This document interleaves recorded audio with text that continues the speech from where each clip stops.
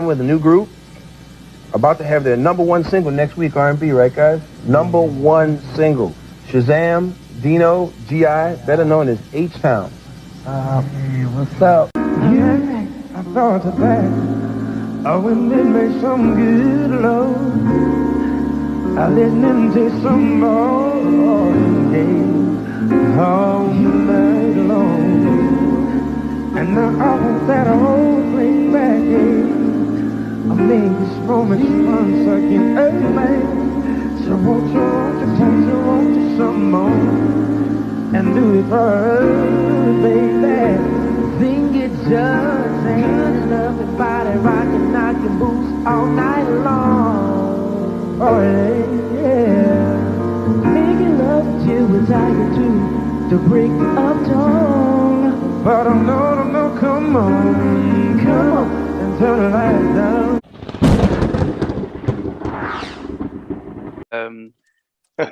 We're an international. Our fans are mainly from Europe and Africa and Asia, and we always like to start from the beginning just to get a picture as to where you guys are from. And I know where you guys are from, but just for those who might know the name but not really know where you guys are from, where are you guys born and raised? Houston, Texas. Houston, Texas. Okay. Yeah. And H-Town. Okay. Mm-hmm. Now, for a lot of us, I think I remember when you guys came out around 92, 93. And Yeah. back then, I think a lot of us I went to college in Alabama, so I was very familiar with Luke and Two Live Crew. But Okay. that was the connection that we had from you guys in the early days. But it would be great just to find out how you guys started in music, just singing in general, and then we can just sort of work from there. Basically, it started in my household. My uncles. My uncle was in a band. I had a few uncles and come from a musical background. My uncles were musicians and playing drums, bass, singers, guitar players. So it just started for me, just to watching my uncles, and my grandmother was a gospel singer. She sung, and my dad had a few vocals. So it just kind of like just the influence came from my family, just comes from that musical background of my family. Okay. Yeah. Well, my family is like I think I'm the first done of as far as singing wise professionally. We had a lot of my family was more into sports, so I think I was like one of the first breed to really kick off the music side of the generation. Yeah, but when you think about that, Yeah. as I said, I went to college, and even I'm born in England, but I went to college in Alabama, and so I know that sports was very big Right. in the States: football, basketball, baseball, and stuff. Exactly. When it came to singing, because even though you both mentioned that your families had singing, especially Shazam, where did you guys was the want to sing as opposed to playing football sports? What brought you to say let me start singing as opposed to let me play basketball and stuff? Well, like I said, it started right there with our families, but it was groups like New Edition, Okay. The Boys out. Yeah, remember The Boys. Kind of The Boys, and I'm gonna say New Edition was one of the first groups that we really looked and admired, and was like, oh, we could do that, and then and The Boys was more like a group to well, and I thought it was over, like couldn't nobody make it as a kid, and then one day I seen The Boys. And I told my brother Dino, we can make it. They got some guys that are around our age, and they blew up. And that one made me start back singing when I seen The Boys, and then High Five had came out. I was like, oh, okay, hold on, we can make it as teenagers. We was very young when we made it. We was teenagers. You know what I'm saying? Yeah. Yeah. I mean, I know Shazam and Dino are twin brothers, but then how did you know GI? Well, we all grew up in the same project called the Fourth Missionary Project in Houston. So we've lived in the same neighborhood, same projects for over since we was like maybe 8 years old. Yeah, 8, 9, yep. 8 or 9. So we've been knowing each other by playing street football and stuff like that. And we both was into music. It's just that I was into the music with my little crew, and they had their own little crew. So we ended up going to a Mhm. talent show. We ended up going to a talent show, and that's how we got merged together as one group. Okay, We but didn't then go there to audition, to like an Audition, audition. Yeah, audition, yeah. audition. The guy okay. was looking for a group. Yeah. Oh, somebody was looking for a group, and you came with two different groups, and Yeah, he decided to put you guys together. right. Yeah. Okay, but then you only knew GI when you guys came. Was it easy to make that? Or was it just yourself and Well, Dino? Or, well, the thing about it, me and Dino, we actually went there as a group, we went there and we had another guy in our group, but the guy had got like went to jail over selling drugs in the England. GI kind of was there just, GI was doing a lot of rapping at the time. He came there to audition. The guy was like, well, I'm not looking for a duo and I'm not looking for a rapper. So, he was like, well, in order for us just to really work, y'all had to find a third member. So our third member was more like, had went to jail. So we were like, well, what about GI? TLC had blew up then, and oh yeah, Left yeah, Eye was a rapper. So we was like, well, maybe GI Yeah, could yeah. be more like the rapper of the group. But then GI was like, nah, I can sing too. So then we harmonized and go, oh, okay, the harmony is good. So then that's how we kind of formed. Because the guy was wow, more like, I'm not looking for a duet and I'm not looking for a rapper. I'm looking for a group. And at the time, the Boys and High Five was like the hottest male young teenager groups at the time. So duets was not in, and then a yeah, rapper was not in at yeah. that Yeah. time. So that's how we kind of joined it together like that. Okay, and so I didn't realize that it was somebody that was trying to put you guys together. Was he serving as a manager as well, or label, or what was the deal? Label, record label, Yeah, more of a label, Okay, yeah. more of a label okay. situation. And Yeah. at that point in time, so GI, were you as infused about having a career in music as Dino and Shazam were? I mean, they were looking at New Edition and Well, the boys and thinking we can do it. But did you think that okay, I can have a career in music as well? yeah. I mean, I knew that's what I wanted to be in music. But in what general, it didn't matter to me as long as it was music. Rap, DJing, singing, writing. I came in as a rapper and singing and writing. So I was I did everything. So what I made it at was singing. Okay, okay. Now I think And then and then we also looked at a lot of old heads, Teddy Pendergrass, Stevie Wonder, Marvin Gaye, Michael Yeah, Jackson, Prince. So those are some of our mentors that we looked at, what I'm saying? The boys is more of like a group that we were like, oh, kids can still make it. We thought, and we had got to the point, I don't think kids can make it yeah, since the Jackson 5. yeah, You know what I'm yeah, saying? Or since Jackson 5, a new edition. So yeah. then when they came along, it gave us hope that a kid or a teenager still can make it in this industry. Okay. yeah, Yeah, yeah, yeah. I spoke to Marcus from High Five a couple of weeks ago, and he was talking about their journey as kids, how talented Tony was, and stuff. But for you yeah. guys coming from Texas, I mean, we had was a rap a lot. I can't remember the name of the group now. Scarface and Ghetto Boys. Ghetto Boys, yeah. Yeah. So, but from R&B though, apart from High Five, was there any other R&B group coming out of Texas? That's At that time, no. That was Not, it. Yeah. not at that time, no. We the first R&B group to come out of Houston. Out of Uh, Houston, Texas, and then yeah, High Five is the first group to come out of Waco, Texas. yeah, I think Then I there was think another group back then. They didn't get as successful as us, but it was a group called Neutrons, and we used to look at them and we say, "Oh, those guys, kids can make." So it's like we seen those guys, all those groups make it as being yeah. teenagers. It inspired us. I don't know if you ever heard of the Neutrons, but it's a No, group called the Neutrons, and they had a mini hit out there. We looked at them, but the boys. It was one of the main ones that influenced us. Oh, because they were real young. They looked yeah, real yeah, young. You know what I'm yeah, saying? yeah. They were. Yeah. But then this the influence because the boys were very much they had LA and Babyface doing a lot of their music and that type of Bobby Brown, Karen White, that type of beat. the music that you guys, how did you guys then decide the sound that you guys were going to adapt? Was it the label guy that was managing that, or did you guys have a sense of the direction you wanted? Well, we always studied that a lot of groups that was teen groups that they had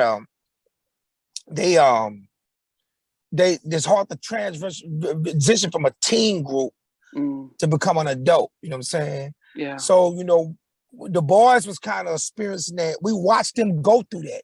So, you know, we actually didn't really get a record deal until we was like 16, 17. Yeah. So we was like, well, man, we almost about 8, we were about to be 18.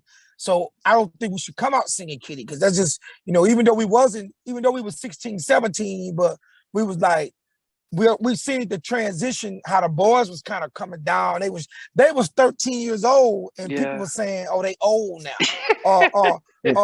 I mean, they trying to sing adult music, and it was just like, you know, you still doing this kitty stuff. So we decided, look, man, let's just come out the gate singing like adults, and so that's why all our titles came out.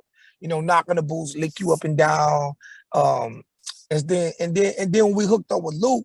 That's what Luke made Luke sign us. Luke like, they some baby Lukes.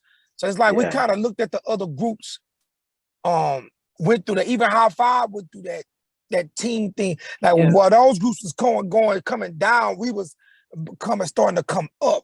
But we looked at and said, okay, they having a hard time switching from teens to adults. Like, look, man, instead of just saying we teenagers, let's just come out like out the gate as grown men, you know. So by the time we got there, Knockin' the Boots was out. We was all about 18 years old. Yeah. So we really considered legal at the time. Yeah, and as I said, when I think of H-Town, I didn't see kids. You know, I because of you didn't see you didn't see kids. You just, especially the songs that you're coming up with. Now, when I was doing some research, it says that you guys came out with an album before you met Luke. You recorded an album and locally. How what was that process like? I mean, did you guys get involved in the writing? How the sound, or pretty much was somebody doing it and you guys were just singing? Mostly of the writing and the singing part. I mean, the producer was the guy that we met at the showcase when I was looking for a group. He was doing a lot of producing. But our sound changed. Our sound changed when we met our other producer, was a friend of theirs named Stick. And that's how we came up with the drum sexy sound that you've been hearing as H-Town. Yeah. Okay. Yeah. No, I was going to say, it also mentioned, you know, this is the message out there that G.I. was the lead singer before somebody else changed it to Dino. Was that the case when you guys started? No, they had me. I was the lead singer. It was me, the lead singer. Yeah. And then they changed it to Dino, because, you know, I had the kind of like the Michael Jackson rap Chasm voice, and that kind of was in at the time. Yeah. You know what I'm saying? So they was gonna make me the lead singer because the sound was Ralph in the Jackson 5 boy at the time. But then as we got a little older, when we got a little older, and even with the boys, they had the little chipmunk voices. I had one of those chipmunk voices. But when Aaron Hall, Guy, and Johnny Gill, New Edition came back with Johnny Gill, it changed the tone, the sound to a more of a heavier, raspy tone. And by that time we got there, Dino had more of that tone, you know what I'm saying? Okay. We both kind of had it, but it was like, we don't both need to sound like, but he was better at it. So I kind of played the role as with the sweet sound, and then Dino kind of took the role as with the heavier tone, and then G.I. came in with both the harmonies and the, you know, sweet sound. Okay. So we just combined it all together. Okay. And, you know, and then I took the high note and started hitting high notes on records like the Temptations and all them boys back in the day. You know what I'm saying? Yeah. And I don't know. I mean, because you know your brothers, and then you've known each other since you were 8. When they switched the lead roles, was it hard? You know, because I said the industry it's you know, that fame and that who's in the front. Was it hard to accept that Dino was? It didn't bother us because we had the mentality, when you hungry like that, we want to do what's best. So you know, I had the mentality to where, let's do what's best. That, at the time the sound had changed, and he had the more of what the sound of today when it changed to the more the Aaron Hall type voices and the Johnny Gill type voices, R. Kelly type voices. So what I did was I introduced other parts of my voice, like the high my falsetto and hitting high soprano notes in my falsetto and stuff like that. And I kind of had more with the smooth harmony voice, put the icing on the harmonies and the backs and and sing some type of leads too on some of the songs. So we just kind of like, it's like everybody was in their lane. We were really, and then we had our own dance style, you know what I'm saying? So we were just like, we was like, hey man, whatever gonna get this deal and us to make it, that's how we was. Okay. So we all supported each other on that. Okay. The thing that I normally wait to the end, but I'll start off early because everyone I talk to from, Cut Close 112, it doesn't matter who it is, I always say, as you guys you're chasing the deal, but did you understand the deal and the industry and the business and know what you're signing yourselves up to in those very early days? See, I think we kind of knew what it was, but not 100%. But we had good people that guided us and read the contracts for us, so we kind of really just accepted a few things just to get in the door. Yeah. Okay. I mean, we'll accept the standard contract like anybody else. You're not gonna if they would have told, Luke gave us $25,000 up front. If Luke would have told us he was gonna give us $0 up front, we probably took it at that time. We 16, 17 years old, we're just like trying to make it. So, but by the time we got to the second album, we were smarter and we renegotiated our contract. And then every deal after that, we made sure we did good deals. But we signed the standard contract like everybody else, man. And everybody that get caught in those deals, whether you knew the business or not, if you got a Luke to Campbell with one of the biggest independent record labels in the label, you're gonna say no to it. So we just did whatever we had to do to get in the game. So we pretty much knew we probably wasn't gonna get the best deal.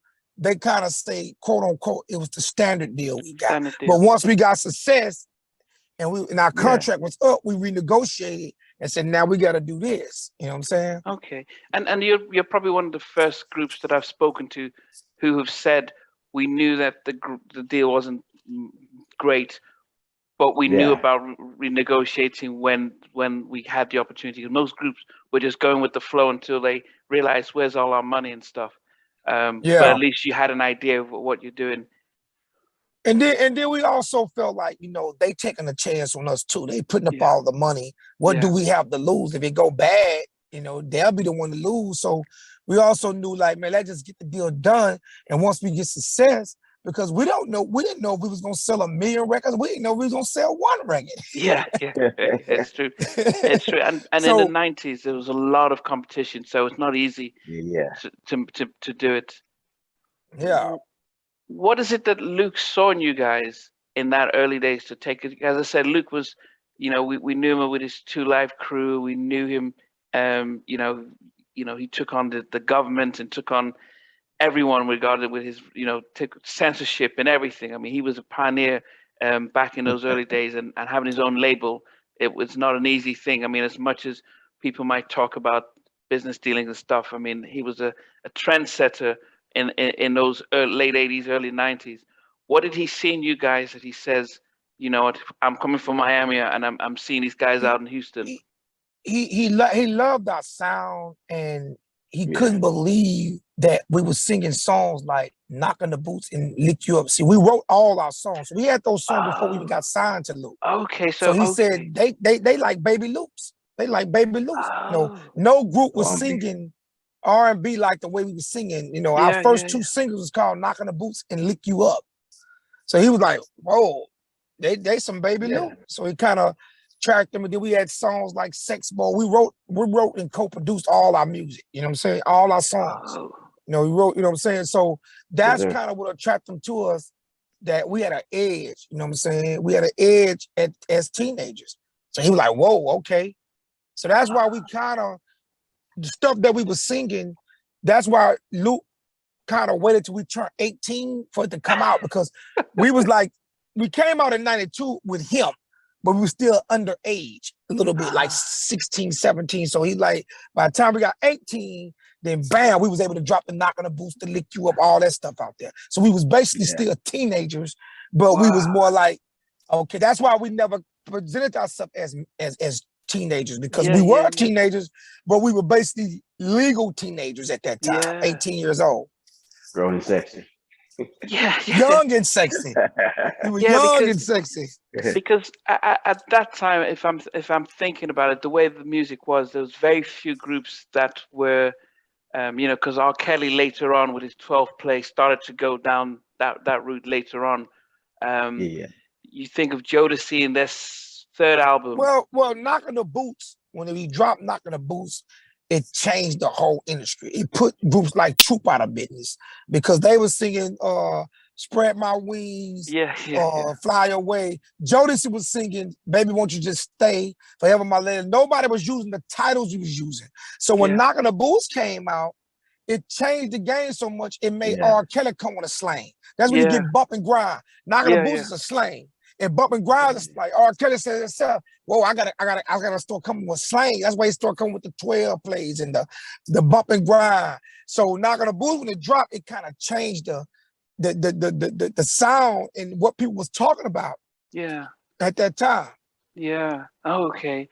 The and people, it is true because, as I said, I've spoken to John from Troop and even New Edition. The kind of innocent sounds sort of changed after your records came out. As I said, a lot of the way we were listening to music, then R. Kelly, as I said, took a lot of that as well.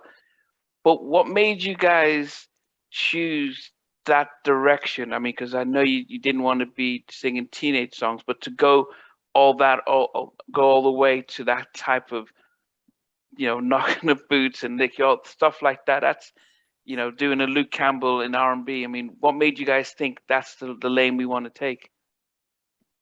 Well, mainly because there was nobody else doing it. You had High Five was more of a clean cut act. Their biggest song is called Kissing Game. You know what I'm saying? They Kissing Game. It's more like Teen the Boys, My Lucky Charm, Dial My Heart. Even New Edition records was more like, you know what I'm saying? And Jodeci was, at the time, they two biggest records was Baby Won't You Just Stay and Forever My Lady. And Come and Talk. There was nothing. So we was like, this is a lane that's open. Somebody just come straight to it, but do it tastefully and subliminally. Like, Knock on the Boots, what is Knock on the Boots? That's why we tried to come up with a slang and want to be a group, like our second album's all slow jams, baby making music. So, and you had Keith Sweat before us. He was a beggar. He begged a lot, you know what I'm saying? So we kind of studied the audience around us and say, no, this lane is open for us just to go, let's just go in, you know what I'm saying? Knockin' the Boots, #1 album song on the R&B charts, #3 on Billboard 100. I mean, that's, to get on the Billboard 100, top 40 is big. But to get to the top 3, with and we had so much happening. Were you surprised by that success with your first single blowing up like that? We were most definitely were not expecting it. You know what I'm saying? We weren't expecting it to blow up that fast. That song blew up within maybe 2 weeks. Yeah. So we wasn't expecting it to blow up that fast. So it basically just took off on its own.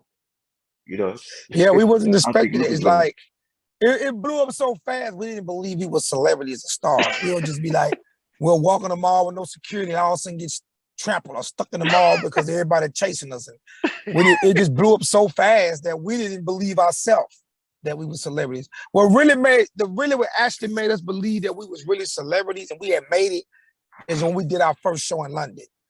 And I was like, wow, people know my name over here. Hey, John, Shazam, Dino. Like, whoa, they know us in London? Like what? So that's what made me. And then I got, at that time, I remember we couldn't even walk down the street in London. I thought, whatever. I think I remember going to Kentucky in London somewhere and and got chased out. They had to round, you know what I'm saying? Because I was like, whoa, okay, now it's one thing to be saying you big in the United States of America, but now if you big in England, you big in other countries, hold on, we don't really make it. Yeah. So that's when it really dawned on us. Wow. Did you guys have to move then from your neighborhood when the album single blew up like Most that? definitely, because it blew up so Most fast. definitely. We was actually still living in the projects. Our mothers were still in the fourth missionary of the projects. Yeah. Wow. So who houses you then? What do you do? Do you move to Miami with Luke, or what do you guys do? Man, we had to hurry up and buy houses before we got off a tour. Because we wouldn't have had nowhere to go. So we told Luke at the time, you know, man, you know, once this tour, we're going to go back to the mission. We didn't have nowhere to go, and our parents are still out there. So Luke had a mortgage company at the time, and he bought the houses. And when we got off the road, we was able to come to these houses because at first we didn't have a permanent resident. We were living in the projects. You know what I'm saying? That's how fast it happened. Wow. I mean, as I said, what can you say about Luke? I mean, he took a chance on you guys when you were young, but how he handled you guys and helped with the early career. What would you say about Luke Campbell? He's great. I feel like he's a great businessman. You know, he had a great team behind us, great promotional team, street team, radio team.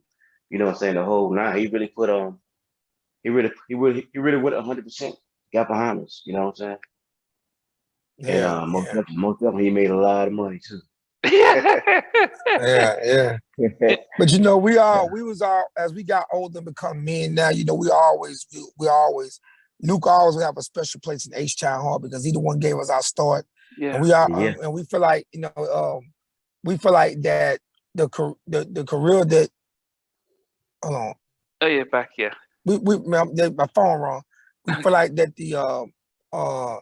the success that Luke helped us get, we're able to live off that success to this day. When we're still touring and performing all over the world off those songs. Yeah. So we're very grateful for Luke for taking a chance on us. Did you guys learn the business as well though from him? I mean, would you guys? Because a lot of groups sometimes are so focused on the fame and celebrity that they don't take the opportunity to learn business stuff from, you know, in those early days. Were you able to learn? We was always at the office at Luke Records and around his whole staff and watching how they worked and how they presented us to different radio stations. You know, doing a lot of radio interviews, a lot of in-house store autograph sessions and stuff like that. Yeah. We learned a whole lot, but you know what I'm saying, as far as the contracts and stuff like that, we had a great attorney that taught us a whole lot about contracts. Yeah. So you know, we really good on the business side now. Okay, yeah. So that's really good. What about the name though? Because you guys weren't always Hadestown. Was it the Gents? Yeah, it used to be the Gents. Yeah. Okay. That was the first name. Okay, but whose idea was it to go Hadestown? Well, Luke did not like the name Gents, so he's like, man, won't y'all just rep y'all city, H-Town? I was like, yeah, we like it. Because we always want to do something to put our city on the map. So he's like, won't you just rep your city, H-Town? You know, and that was what we did. Wow. And the image. And that we the reason why they call the city H-Town. They wouldn't even really call the city H-Town until we came out. Yeah. So even back then, cause so that's it. Like Houston is known as H-Town right now because for you guys. Because of us. Yes. Definitely. Have they given you guys the key to the city of Houston? Well, the mayor recently, I think 2000, he gave us a date in Houston. Oh. Yes, he gave us a date. But since then, though, I mean, because come on, as I said, we didn't know. I mean, apart from it used to be the Houston Oilers or so with Warren Moon, but there was, you know, most people aren't really talking Houston as with the Rockets. But as I said, you guys really did put the city on the map because of how big the whole thing was. So it's good to definitely. Yeah. Now, the image too, because I always remember you guys with dungarees, you know, shirts off and everything. Yeah. Whose idea was the styling and the imagery into stuff? That was all us. That was all us. You know, we Yeah. all kind of put our minds together and came up with those styles. We want to be like sexy hardcore, but sexy at the same time. With a swag and a rough edge and a soft, smooth edge too. So we kind of just combine all our personalities together in our dressing and the way we do things. You know what I'm saying? Yeah. The first album comes out, and then a year and a half later, you're back with a second album, and that's quite rare because most people go on tour and try and milk it. Whose idea was it? Look, let's get you guys back in the studio and capitalize on the success of the first album as soon as possible. More than likely, Luke was like, I think that's when Luke was going through a transition of switching distributors, and they didn't want anything but the distributor was not willing to sign his label unless they can get an H-Town album. So he was trying to get the Two La Crew thing, but they were like, no, we're gonna do this deal with you.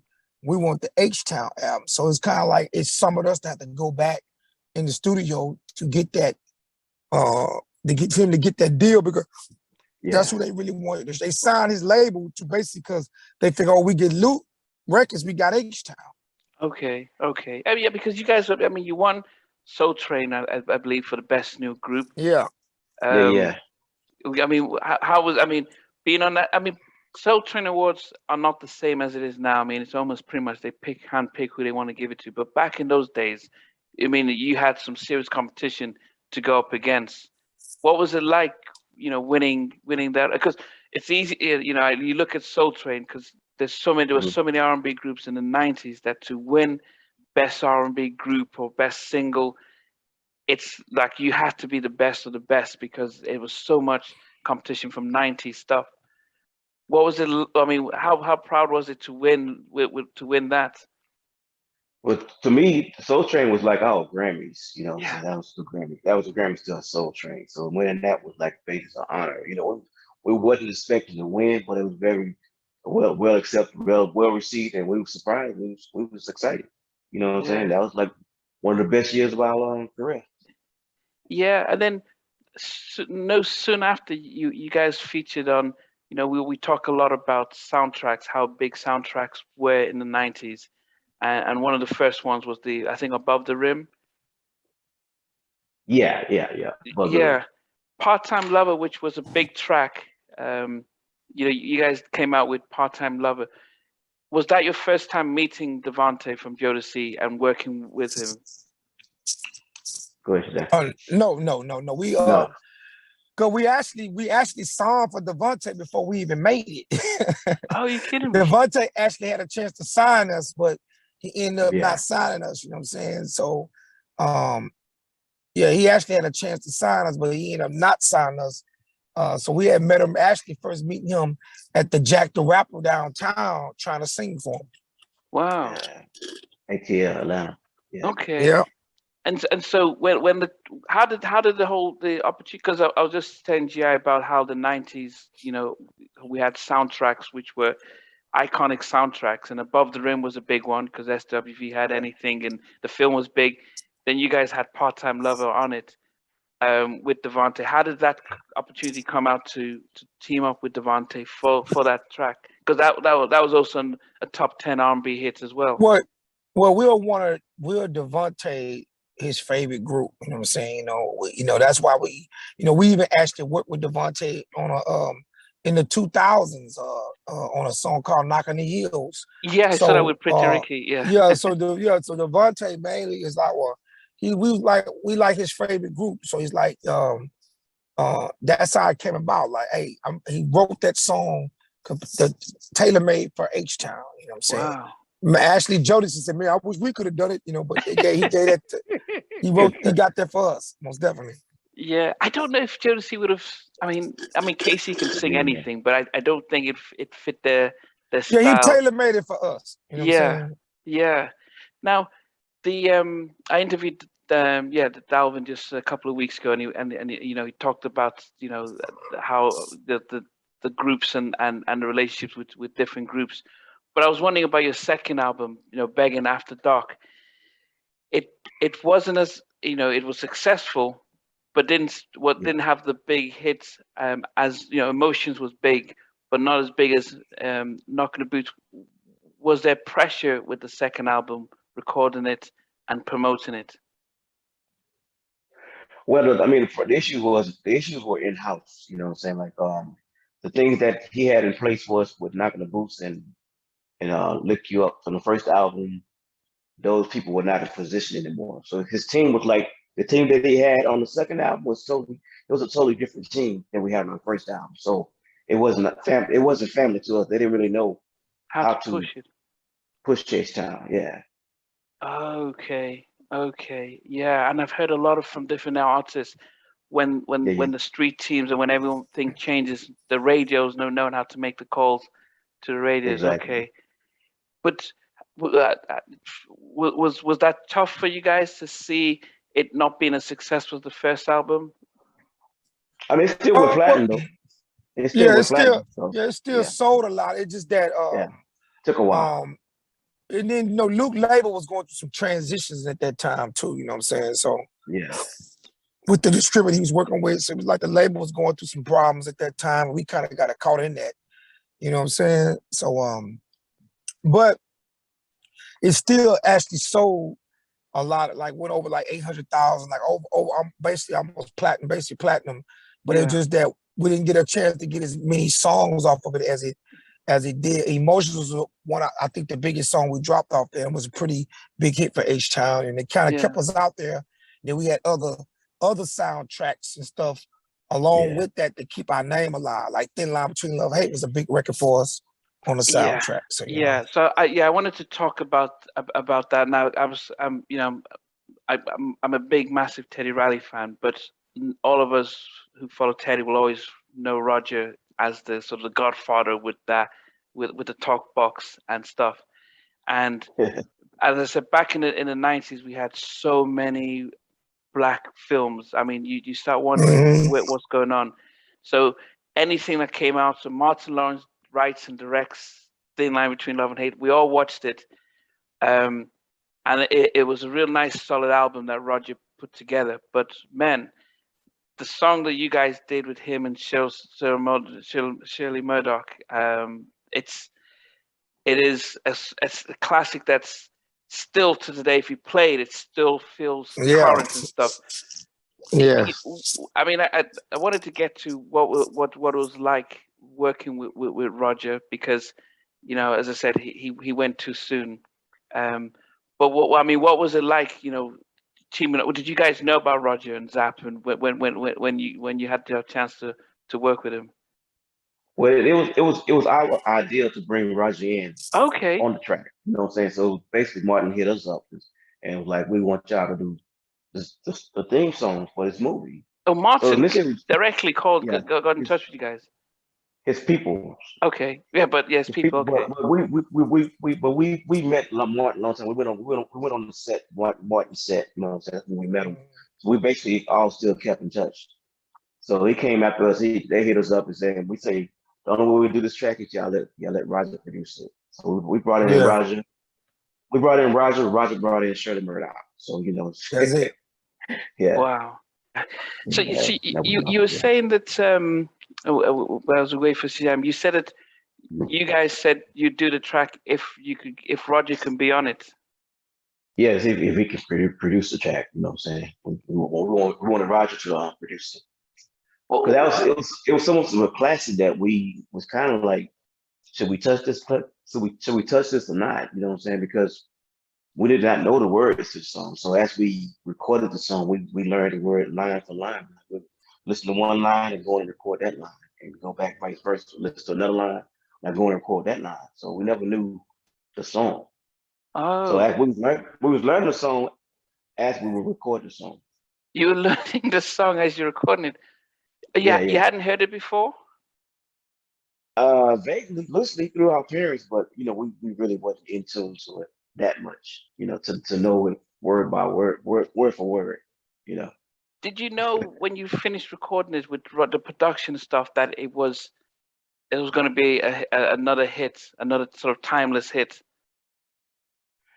Timeless, not really, but you know, we know when he surprised us by putting shirt and run up on, we know it's okay. This is about to go somewhere. Yeah, yeah, yeah. I mean, it was my favorite song on the album, and actually because it was the title for the film, it did help the film really. Right. You know, people watch the film because you're singing the title of Yeah, that. yeah. And Yeah. initially it was just supposed to be just a theme song, but once we heard the song and that we had Shirley Murdoch on there as well, and Roger Troutman, he said, "Man, we got to do a video on this one." Oh, it wasn't You going know, to get a video release and everything. they wasn't gonna get a video at first. It was just gonna be the theme song. Wow. As I said, it's still, as I said, still one of my favorite tracks right now. Now, I guess when you think about the hits and the songs you guys have come out with, what would you say? I mean, and I don't know if you both have the same answer, but I can start with you, Shazam. What would be your favorite track, H-Town track that you guys have released? But one of my favorites is Emotions. Okay. Yeah. I would be like One Night Gigolo, most definitely One Night Gigolo. Okay. And I mean, of course Rain. Of course Rain, that's another favorite too.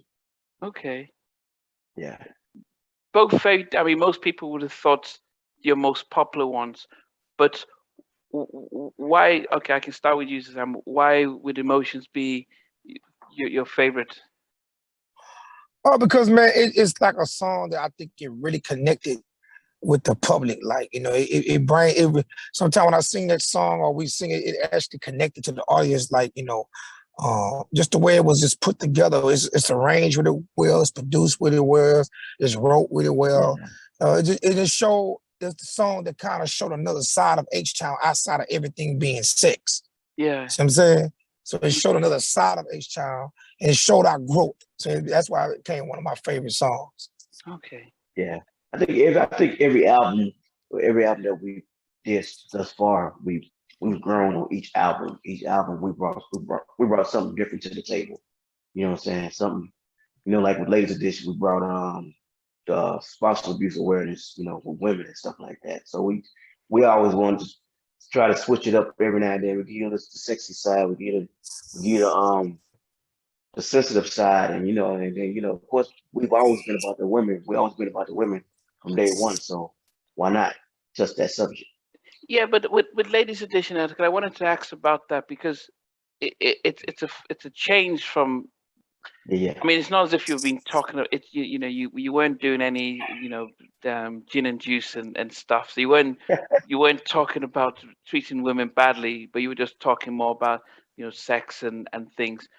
But Ladies Edition, there was more of a social awareness, which for an R&B male group, it's quite rare just to go from knocking boots, singing about just having fun to focus on that. How did you guys? Was it a collective decision, and whose idea was it? And let's focus on things and that. Well, we was at the time, we had just got a little bit older, and we some guys we like to grow. We got our first 2 albums was mainly just a lot of sex. So we just decided maybe we want to try to show a more of a different approach. And Nicole Simpson had just died of spousal abuse and stuff like that, and so he was just like, we want to do something different, bring we don't want to be known all our songs is about sex, all our albums is about sex. So we wanted to do something different because we was getting older and we had experienced life a little bit more. So we want to experience, more different types of music, you know what I'm saying? So that's why we decided to come with an album. Hey, nobody never stand up for the ladies. Let's be the ones to stand up for the ladies. So that's why we did it. It still went back to the ladies why we did it. That's what we call it the Ladies Edition. Yeah. They like it slow. I mean, and stuff. But what? Because you sort of went away from because you came out we started off by talking about how the boys, New Edition, High Five as teenagers and having the transition to adults being challenging. You guys came out with the sort of Baby Luke's, that type of raunchy type of stuff. and people like R. Kelly were still doing that stuff. So it wasn't, Jodeci, the show and after party became more raunchier than their first album. So it looked as if a lot more of that type of stuff that you guys started off with was still in the market and still making it big, even with intro. How do you think the tone in the music you did in the ladies edition affected the sales and how people responded to it? Well, that album went platinum as well. That album, Latest Edition, went platinum as well. But at the same time, it gave I mean, like I said, in the beginning, we had like a lot of couples coming to our shows. After we dropped Latest Edition, I think about 95% were women coming to our shows versus couples. So it really kind of changed it up for us. Okay. And Yeah. especially now, where as artists touring, having a loyal fan base, that's the one thing that I guess some groups forget when they're releasing stuff, not realizing 20 years down the road, are we going to have the same fan base continually to support us based on the type of music we were putting out? But as I said, very brave to do that. You put stuff about domestic abuse and stuff on the album. It's, as I said, it's those type of social conscious records and stuff were mainly done by most white rock and pop artists were doing stuff like that. It wasn't stuff within R&B. I mean, did you know any other R&B group that had stuff like that going on? No, not at the time. Not at the time. So that's why we thought, again, we always big on trying to do something new or what the industry not doing. We're the reason why Beyonce and them, I think, start changing their vote with independent women's I'm a Survival. That all came from the ladies edition. We good about we just masters at changing the sounds in the industry, but that all came from the ladies edition. And even Angie Stone came and was going back, brother.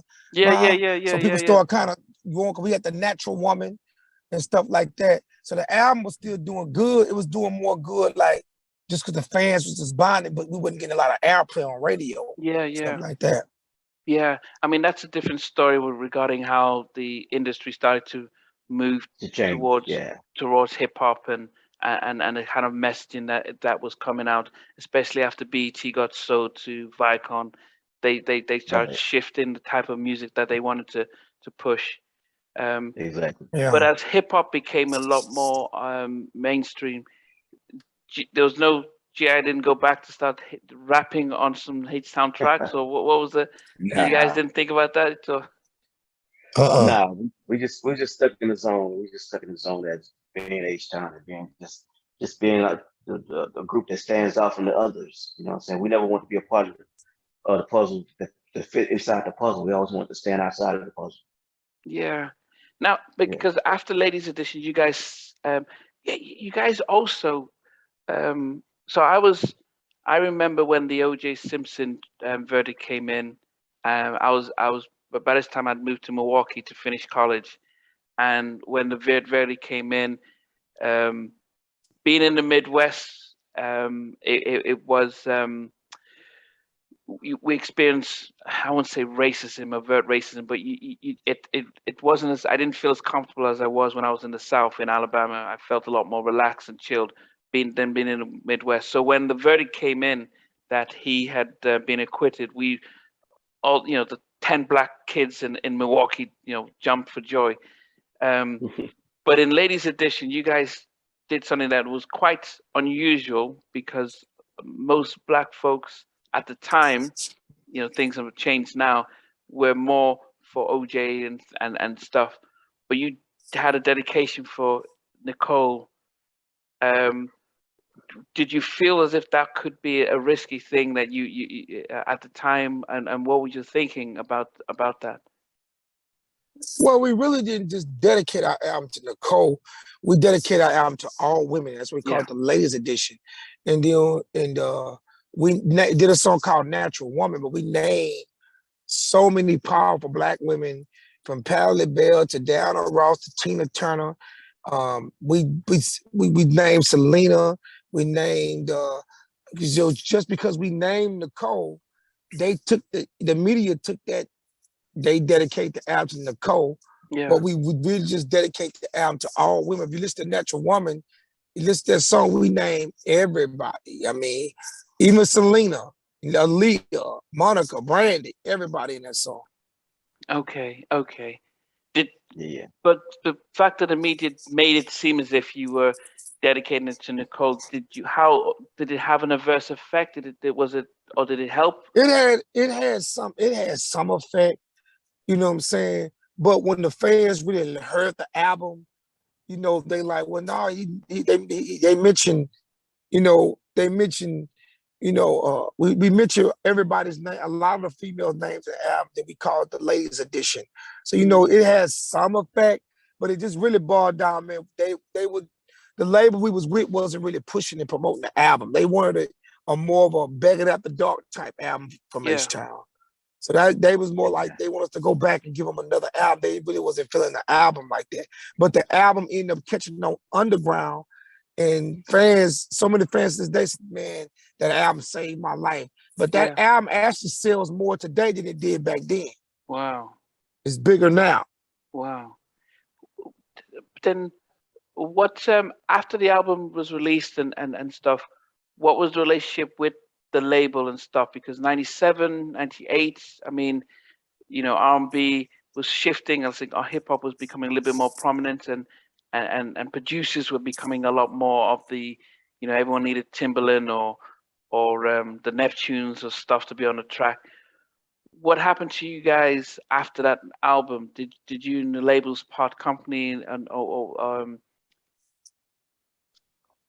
Well, yeah, the label, they really wanted us to go back. They want us to go back in and give them another album. At the time, we didn't really want to do that. We felt that album was a big album. We felt that album was going to be our album that's going to go down, because we just felt it was so different, and we kind of went to a little conflict with the label about they wanted us to go back and do another album. We didn't want to. So we just kind of like got stuck at a standstill with our label.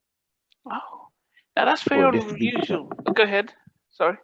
Well, with this distribution company, not label, we were the label, H-Town Music at that time. We had switched from Luke, and once we left Luke, we started our own label, H-Town Music. Okay, and so you had a distribution deal, and the distributors didn't want to push it. Exactly. Mm-hmm. Wow. They didn't want to push it. And for you guys, you'd rather, you didn't want to say, okay, let's go record another album, and that might be a lot more commercially successful. You decided to stick to the. Yeah, we decided to stick to our guns. We just that's what we did at the time. We tried to stick to our guns, because we just felt that album needed to be heard. It was some of our best work, and we just stuck to our guns. I mean, on reflection, you guys are older more now. Would you have done anything different if you look back at that situation? No. Yeah, probably not. No. Nah. Probably done the same thing. Yeah. Yeah. Wow. So then, when the distributor says, "Well, I'm not going to be pushing it," do you get what's the next step then? What do you guys think about how do we get music out? Well, we had kind of just went into like, hey, we're gonna just take a break for a while. You know what I'm saying? We're gonna take a break for a while.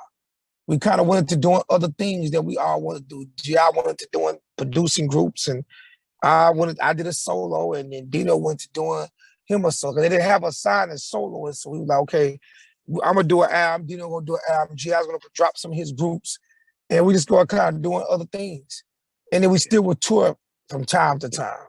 Okay, and so was that, because New Edition did the same thing, and a lot of other groups were trying to do it, but they didn't, because they were signed as solo artists. It didn't, they weren't able to be as flexible.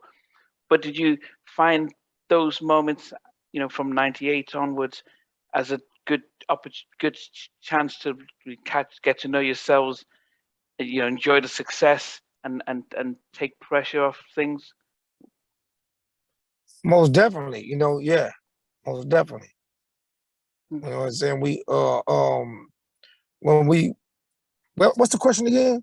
No, so the fact that you guys decided to take a break and said, well, you know, both you and Dino doing solo stuff and GI doing his production, did you find that as something that, you know, we started so early, we came out the gates with a big hit, and we've just been touring, making music nonstop. We've not had a chance to relax and live at home and get to know ourselves. Did you see that it was important that you had that time out, or did you think we need to keep going while it was still hot? No, most definitely. We realized that we learned we need that time, that break. You know, we learned a lot of things about ourselves. You know, we still was young men, still learning ourselves, and so we did need that time. And then it made us also be appreciative of the music business too. That hey, okay, because you know when you're not working, the money not coming in like it used to be. So you know, it's like it makes oh well maybe we got to get back on. Let's get back to work. You know what I'm saying? So it was like we need the break, but we also learned that we gotta this is what we do, so we gotta keep going to keep the money going. When you stop, the money also stops. Yeah. You know what I'm saying? Yeah. Now I know that you guys were working. When did you start work on Imitations of Life? I know it came out in 2004, but when Oh did yeah, you we was start working on that. That's the last album we finished right before my brother passed. Yeah. So that's the last album we finished. So we decided we was about to sign a big deal with Atlantic, but when my brother passed, they didn't want to do it anymore. So we just decided to put it out on our own independent label.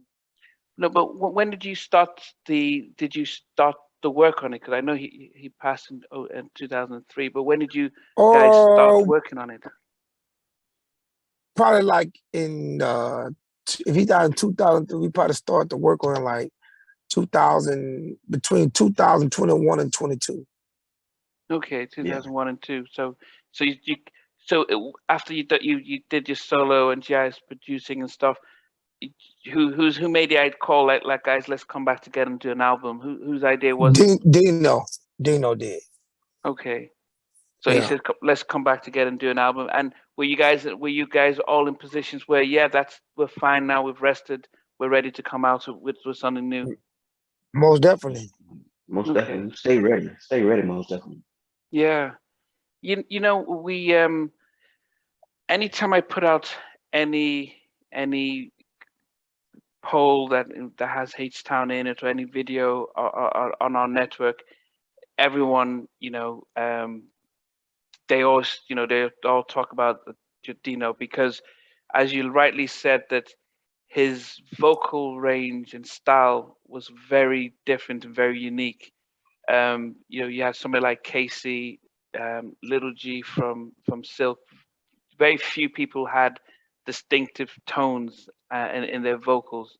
Yeah. And so he was one of them that, as a lead singer, you could hear a H-Town record, the harmonies and his lead vocal, and you'd know. There's so many groups that you can't you'd have to be told who was. So for R&B fans, it was such a loss, especially somebody still 28 and stuff. As your brothers and you've been friends and stuff. How was it for you guys as artists, as knowing that our lead singer, and forget the fact that he's your brother and your friend, but the fact that our lead singer has gone? Did you think about quitting and saying that's it? Yeah, most definitely. At the time, I got to the point I just didn't really want to sing anymore. I was like, well, I'm done with that. I mean, that's like, because I couldn't really see doing H-Town or putting nobody else in my group. So I just went to a stage where I didn't really want to do it anymore. And then GI kind of went more to the internet side, computer side, and the fans were starting to reach out to GI like, man, we want y'all to keep singing and we want to hear music and stuff like that. So that would kind of what helped us to say, okay, let's just go on. Let's see what happens. So we started doing shows, and the shows started selling out. So we were like, oh, okay, they still loving us. Yeah. So we decided to dedicate the show to Dino. So every show is a dedication, a tribute to Dino. Yeah. But how hard is it, GI, because I mentioned how powerful a vocalist Dino is. He's very similar to Kenny Green from Intro. So when he passed, it's hard, you know, for the fans to, you know, with his, you know, when you have a raw voice that is very distinctive, so it's hard for fans to sing anyone else. Did the thought ever come? Can we get somebody else in that might have a powerful vocal that could sort of complement, or how did you decide? Let's just the two of us just continue. Well, we decided that to keep it organic, we're just gonna sing our own songs. You know what I'm saying? Yeah. Because you know we decided to keep it organic. You know, we're gonna sing our songs, and you know, me and G.I., a lot of us on the hits. You know, I had a lot of parts. G.I. had parts. So on mostly our hit records, we had a lot of the members were singing on them. So we decided just to keep our stuff, me and G.I., and keep it organic and just sing our own records. And that's what we've been doing, and we've been winning and still touring all over the world to this day. Yeah. Yeah.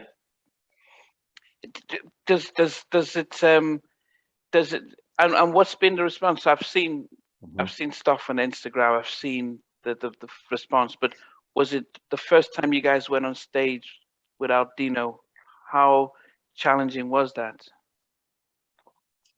I mean, the fans were still there, you know what I'm saying? So I didn't see no pause or anybody disliking the fact that we're still continuing along with just two of us. But yeah, the fans most definitely was still supportive and still showing up at every show and still, you know, getting into the groove on stage with us and, you know, keeping us hyped. Yeah, you know, and as I said, it's and I think that's to your credit. You know, you know, a lot of other groups would go and find a third person and Yeah. let them sort of take that. But for you guys to stay to the call like that, that has definitely made a difference. You came out with the knocking your heels with with Jodeci and Pretty Ricky. Now you know I'm trying to do my maths quickly, but there's probably a good 9 guys singing on that track. So a lot of singers coming in with verses and stuff. Whose idea was to get both of them? Because I would understand if you just said, "Well, we just do a duet." Well, the record was initially we just did it with Jodeci, but then we just so we decided to do a remix to try to basically join the 90s and the 2000s together. We thought it would be good to join the new millenniums with the 90s. You know what I'm saying? Okay. But the original song was with H Child and Jodeci. And Okay. then the remix is with Pretty Ricky because the tap into that more millennium market. Okay. Yeah, and then you guys had a recent track with Cut Close as well. Yeah, Cut Close, Shy. That's on our new album. The new album out, Date Night out right now. Okay. Do you know what I haven't and I will start pushing that on our channel. So yeah, is it available mainly digitally, or people can get the physical copy as well? Well, it's mainly digitally. You can you know, you can still order a physical copy. They go to Amazon, they can get a physical copy like from Amazon. But you know, we're in a digital world now. But it's in all the digital stores, Spotify, stuff like that. Yeah. And right now we have a video out right now. It's called the name of the song is called Super Love. So that's doing really well, over 200 and some thousand, almost 300,000 views. Okay. And the video, and we performing that song in a lot of our new shows and stuff like that. Now I asked this question to Dalvin because Mr. Dalvin, because he's releasing a lot of singles, and the question is that because the industry has changed, where you know people aren't buying the records as they used to, we're watching it on YouTube and Spotify. As artists, when you're releasing music digitally, what is the main benefit? Is it to, as a way of promoting the fact that we're still around, we're still relevant? Is it a way of or are you expecting it to make the money that selling 100,000 or 200,000 albums back in the day used to do? What's the sort of the benefit of thinking about releasing singles and videos at this point in time? Well, what it does, it just keeps you relevant. It keeps your name in promoters' mouths. It keeps your name in your fans' mouth. You know what I'm saying? So by us dropping stuff, it's also letting people see what H-Town is today. And also showing us what we are today without my brother, that we still holding it down in the memory of him and promoting Dino's legacy to live on. But it's just also just showing what we are today and that we can show that we still can make music and make good records. Yeah. Yeah. Okay. Now that it makes sense because a lot of us, especially those of our generation who grew up listening to the 90s, we're somewhat disillusioned with the music that's pushed on radio and on TV. So we've sort of switched away, and it wasn't until past the mic and versus Teddy Ram and Babyface that we started to reconnect with our 90s stuff. In the UK and around the world, we don't get the 90s tours like they have in America. And after lockdown, every week it's either H-Town, Silk, 112, Keep Sweat, doing tours in every city. How have you found the sort of I won't say business, but the touring side of things after lockdown? Is it becoming so much more than you expected, or? Yeah, it's great. It's picking up. We love the tour and being for our fans. So since everything the lockdown was lifted in the United States of America, the shows and stuff been the shows been picking up. We've been doing a lot of shows. We've been picking up. Yep, and we are on our way to London. We'll be in London in December the 10th, most definitely. Yes, and that's something that, as I said, we've not got many tours from our 90s R&B acts, because every week I look and see you guys touring from South Carolina to Atlanta, all over the place. Yeah. So the fact that you guys are going to be coming here will be big. Yeah. I've started to put out the word, so a lot of people have pretty much said they're already going to buy, they're already buying their tickets and stuff. So we're definitely going to look forward to that. I know you guys. Do you guys do you do your tours now with a band and with dancers, or what's your tour like in the States that we might not Well, see we have a production, so we bring mainly a full-fledged production. Some shows be band dates and some shows just be track dates. We most definitely come with a production. In the States, our dancers and background singers and stuff like that. I don't know if we're gonna have all that in London because I know that, at the time it got kind of expensive for them, but we will have some treats for them. We'll be singing all the hits for them when we come to London. Okay. Yeah. Well, hopefully I'll get to. Unfortunately, when Blackstreet came to perform a couple of months ago, the promoters messed them up. So I met up with them, but they didn't get to perform. But hopefully, you guys do get to perform. I know Cut Close is coming. I'm speaking with Little G from Silk next week, so it'll be good to see you guys in person afterwards, and just to see you guys.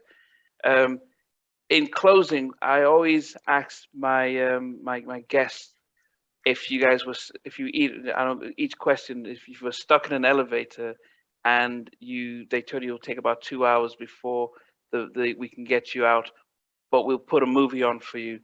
I can start with GI. What movie would you request to watch while they're trying to get you out? That's a good one. I would say, Thin Line True Love and Hate is one of my favorite movies. I still watch that to this day on Netflix, and Okay. It's a regular TV series to me. I go back and watch the same movie over and over again. That's one of my favorites. Okay. What about you, Shazam?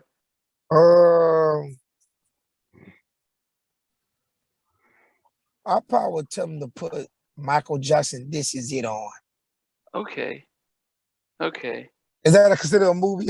Well, well, yeah, yeah. I mean, ideally, most people talk about their favorite movie that they, like mine and Schindler's List.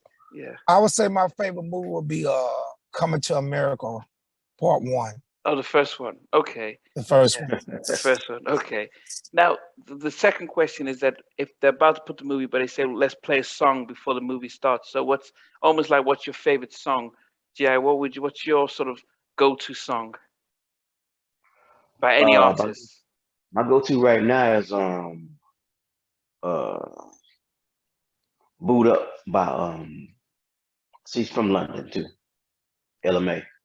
Okay, LMA. Okay. Boot Up. Boot Up from LMA. That's my go-to song right now. Okay, but your all-time favorite track though? What's your all-time favorite Yeah. track?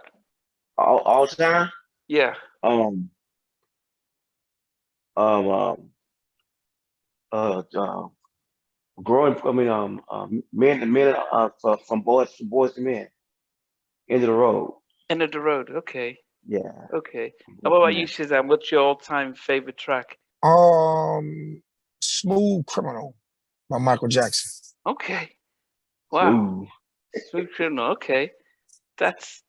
I mean, as my all-time favorite is "The Lady in My Life" by Michael Jackson. You know, I wish That's a he good came one. out with. That's a good We, I wish he'd came out with a video for that. But yeah, no, it's been definitely great. You know, hearing from you guys, it's been definitely great. Sort of, Most definitely. you know, you know, giving the fans a sense of your sort of your journey and the backstory. I think one of the things we never knew is why you sort of put out and the you know your ladies edition. We didn't see Yeah. much from you, and then you know, and why the gap between the last album and stuff. So that's Yeah. you know, really good. But as I said, it's you know, and I always wondered why you guys didn't get you know, another singer. But it's great the fact that you've seen the fact that because you guys are the two original members of the group, and you know, it wasn't as if you guys were just the background singers. You guys had parts in the song, so there's Yes. confidence to sing as well, and stuff. And I think finally, it's good to hear when artists like yourselves are still putting out records, but you're using it as a way of keeping your name out there, making and making people not forget that you guys are Most around definitely. and stuff. So I appreciate the time. I think you know it they'll come. We'll put this to edit it and put it out on the channel in a week Okay. or so. But I, you know, hopefully, as I said, I'll reach out before you guys come to the UK. I live an hour outside Okay. of London, but I'll make sure that yeah, I can get to meet up with you guys when you do make it down to Most definitely. London and stuff. Yeah, so Okay, appreciate man. it. So Thanks for Date Night having is us. out now. Are we expecting any more singles from it? And We're actually probably about to go into production to work on the deluxe date night. We did an EP. We did about doing the deluxe album, adding like 4 more new songs to the date night. So we probably be starting on that real soon. okay, The okay. date night deluxe. Okay, okay. And then for the American audience who are going to be watching it in the new year, what can they expect from you guys come 2022? More touring. Uh, More touring. yeah, a lot of, I was gonna say a lot of touring. Lot of touring, man. We still got a lot of places to hit because we didn't really tour none last year. So this year is just starting to get back right. But I'm gonna say a lot of touring, man. Wow. Are you both still living in Houston? Most Yes. definitely. Okay, okay, okay. And if there are any artists that we should be listening to that's you know still new or stuff, what would you suggest? You know, somebody that's just you know come out within the last 5 years. I would say like Summer Walker. I like Summer Walker. She's pretty dope. Okay, Yeah. okay, okay. And Sam, any new upcoming artists that you'd recommend? Um, I would say her, Ella Yeah. May. You know, I'm loving Ella May. I'm loving her. And it's this guy named Given.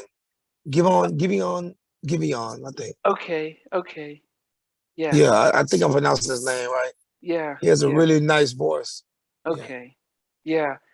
Well, I definitely appreciate everything, and as I said, I'll you know, it's been great, and yeah, it's about 11:30 here at night, but it's been great Okay. to be able to have this other conversation. But as I said, hopefully we'll see you guys in 4 weeks when you come down to the UK.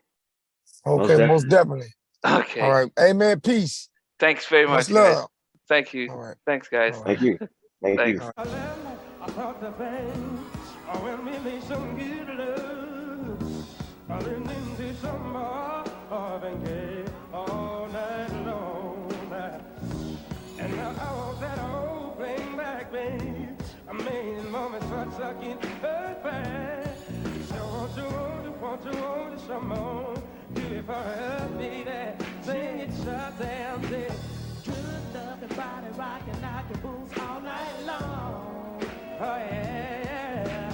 Make you love a good talking to the break of dawn. Baby, come on. Oh yeah.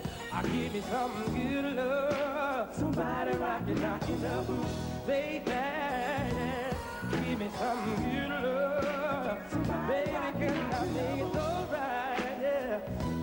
Give me some good love. Baby, can I do it till you're all night? Yeah. Give me some good love. Yeah, yeah.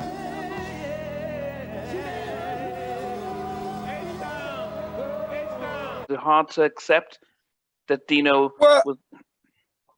It didn't bother us because we had the mentality when you hungry like that, we wanna do what's best. So Okay. you know, I had the mentality to let's do what's best. That at the time the sound had changed, and he had the more of what the sound of today when it changed to the more the Aaron Hall type voices and the Johnny Gill type voices, R. Kelly type voices. So what I did was I introduced other parts of my voice, like the high my falsetto and hitting high soprano notes in my falsetto and stuff like that. And I kind of had more with the smooth harmony voice, put the icing on the harmonies and the backs and then and sing some type of leads too on some of the songs. So we just kind of like it's like everybody was in their lane. We would really, and then we had our own dance style. You know what I'm saying? So we were just like. We was like, hey man, whatever gonna get this deal and us to make it, that's how we was. Okay. So we all support each other on that. Okay. Hey guys, thanks for watching. Thanks for being a part of Halftime Chat. Please remember to subscribe, share, and comment. But most importantly, why don't you become a member of Halftime Chat? We've got amazing videos, amazing perks, and being able to support the channel. But anyway, thanks for watching. Take care. I never participated in that category. And somewhere in between us, or even loving us, on which I did miss you. What was it like growing up? She's still making an impact on 4 houses down. I have a couple of pieces. trying to get this one and that one. That works for you, but just for me, No, okay, you're okay. They don't understand what Jonas' voice meant in all spirits. Play it. And all these guys, they all work together. I mean, I love all different genres.